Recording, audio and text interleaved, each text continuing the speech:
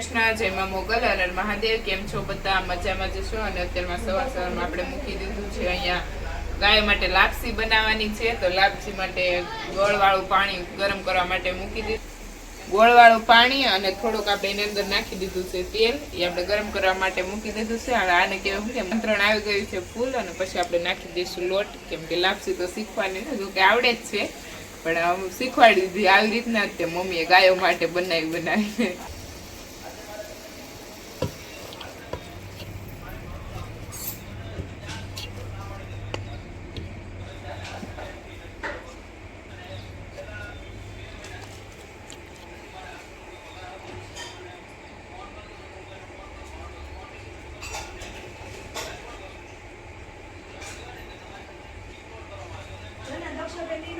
ગાયો માટે લાપસી થઈ ગઈ છે આપણી રેડી.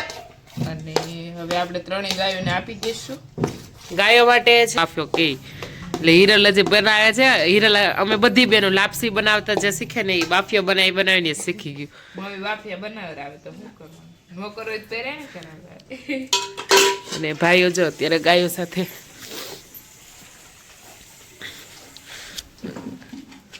ખાંડ મિક્સ કરી નાખ્યું છે અને બે માટે ભાગલા પાડ્યા છે. અને અત્યારમાં બંને ગાયોને આપણે ખાંડ દઈ દેવાનું છે, તો દઈ દઈએ. હવે આપણે પેલા ખાંડ મૂકી દેવાનું છે. આપણી દીકરી ભેગું ખાશે અને મોરલી. હવે આપણે ગોરી અને શીવું બંને માટે મૂકી દેવાનું છે. એ બે માં દીકરી ભેગું ખાશે.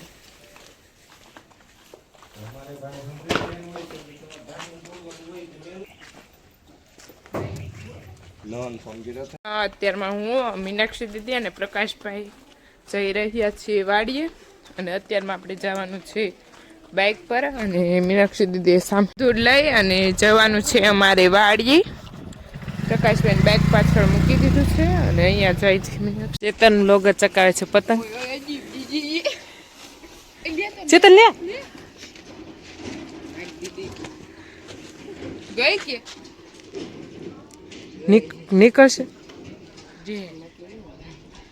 ચેતન બિચારા પતંગ ચકાવતો આણે કરી નાખ્યું ઊંધાનું ચીતું. ચેતન બિચારો બધી ઢપતી કેમ એ ચેતન? પતંગ અમારી ગઈ है खाड़ में. साना से लइए. चेतन तू इतना ब्लैक क्यों हो गया? અત્યારમાં અમે વાડીએ આવ્યા અને ગજબ થઈ ગયો. કેમ કે મોટા પપ્પાની વાડીમાં મોટર ચાલુ રહી ગઈ. તો અહીંયા મારું રસોડાનો પણ કેવું હાલત થઈ ગઈ છે, તમે જોઈ શકો છો. બધો આખો રસ્તો ભીનો થઈ ગયો. આખો રસ્તો. અહીંયા ચણા પાછા રિપીટ પી ગયા. અહીંયા બધું પલ્લી ગયું છે ટોટલ વસ્તુ.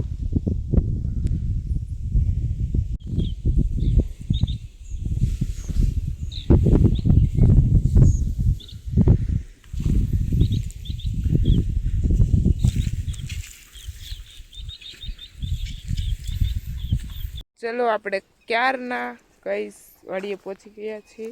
અને મીનાક્ષી દીદી ખડ કે જે ઘાસ કરેલું છે એ જોતા જાય છે અને ધીમે ધીમે હાલા જાય છે. જો મીનાક્ષી દીદી ઓબ્ઝર્વેશન કરે છે. શું કેવું મીનાક્ષી દીદી તમારું? બસ હવે અમારા ગાયો માટે અમે ઘાસ વાવી દીધું છે. તે આવું કંઈક દેખાય છે. અને હવે બસ મોટું થઈ જાય એટલે અમારે વાઢીને ગાયોને નિર્વન ચાલુ કરી દેવું છે ફટાફટ. એટલા માટે આનો એકવાર આમાં નિંદણ પણ કરવું પડશે, કારણ કે અમે થોડુંક બીજું એક્સ્ટ્રા ઘાસ વધી ગયું છે. અને અમે બસ આટો મારવા નીકળી ગયા છે. ગાયને થોડુંક નીરી દીધું છે, ગાયો ખાય છે. અને અમે હવે જઈએ છીએ આટો મારવા. તો આપણે કવા બાજુ આવી ગયા છીએ. જો અમારો નવો કવો આવી ગયો છે. ને જોઈએ પછી ક્યાં જઈએ તે.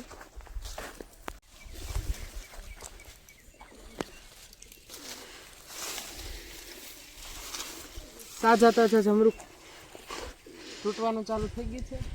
જમરૂક પણ આ વર્ષે નાના રહ્યા છે ને, તો દર વર્ષે મોટા થઈ જાય. પણ આ વર્ષે ખબર નહીં કંઈક કારણોસર નાના રહી ગયા, નહીં તો દર વર્ષે થઈ જાય મોટા મોટા.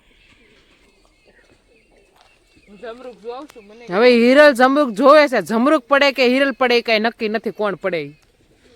હા એવું છે. પક્ષીઓના ખાધેલા બહુ છે સામે. પવિડાળ બહુ આખી છે ગાઈસ. આપણે ત્યાં પહોંચી નહીં શકીએ કેમ કે જો ગાઈસ દેખાતી પણ નથી. હું પણ ફર્સ્ટ વાર ચડી છું વૃક્ષ ઉપર. ઘણા સમય પછી આપણે લોકડાઉનમાં ચડ્યા હતા વૃક્ષ પર એ પછી આજે પહેલી વખત ચડી છે. બાકી આપણે હવે જમરૂક પડશે કે હિરલ પડે કઈ નક્કી છે નહીં. કોક પડશે બેમાંથી એક. હા તો સુપર ડુપર સુપર ડુપર આપો ની એક એક કરીને કેટલું ખાઈ ગઈ. બે જ લીધા હતા યાર, આવું ન કરે. એમ કરી કરીને 3-4 ખાઈ ગયા અહીં ઊભા ઊભા તમે. અહીંયા જો આપણું લસણ કરેલું છે મસ્તીનું. જો લસણની અંદર ધાણા પણ કરેલા છે, એની બાજુમાં એક સેટ ડુંગળી પણ કરેલી છે. અને મીનાક્ષી દીદી જો અમે આટો મારી લીધો છે અને જો અમારું ઘાસ પણ સરસ મજાનું ઉગી ગયું છે. અને બસ 2-3-4 દિવસ થયા હતા અમે આ ડુંગળીમાં અને અહીંયા ધાણા કરેલા છે, તો અહીંયા આટો મારવા નતા આવેલા, પણ આજે અમે ફાઇનલી આટો મારી લીધો છે. અને ચણા પણ છે મસ્ત મજાના. અને હું મીનાક્ષી દીદી મમ્મી આવેલા હતા પણ ગયા છે થોડા કામથી પાછા ઘરે. અમારી ગાયો છે 3 અને હું અને મીનાક્ષી દીદી એમ 5 જણા વાળીએ છીએ આજે. બસ અત્યારમાં અમારી ગાયોને લઈ જવાનો સમય થઈ ગયો છે અને આપણા મીનાક્ષી દીદી છે આગળ, જે નવી ગાય છે એને લઈને બંસરીને, અને ગોરલ છે પાછળ. હવે દોડતી દોડતી જશે અને અત્યારમાં સંધ્યા તો નહીં પણ સનસેટ થઈ ગયો છે, એટલે 6 વાગવા જેવું સમય થઈ ગયો છે. અને હવે આપણે ધીમે ધીમે જઈ રહ્યા છીએ આપણે ઘર બાજુ. ગાઈસ ગામમાં એન્ટર થતા જ તમે વ્યૂ જુઓ કેટલો જોરદાર છે. અને આપણી ગાયો આવી રીતના ધીમે ધીમે ચાલીને જઈ રહી છે. અને અહીંયા આપણા લાડકોડીલા મીનાક્ષી દીદી ધીમે ધીમે જાય છે એની લેરમાં, અને ગાયો પણ ધીમે ધીમે એની લેરમાં જઈ રહી છે. અને વ્યૂ તો સનસેટ થઈ ગયો છે. આજે ગોરી ગાય દોવાનો વારો આવી ગયો છે હિરલબેનનો, અને હિરલબેન આજે ગાય દોવે છે.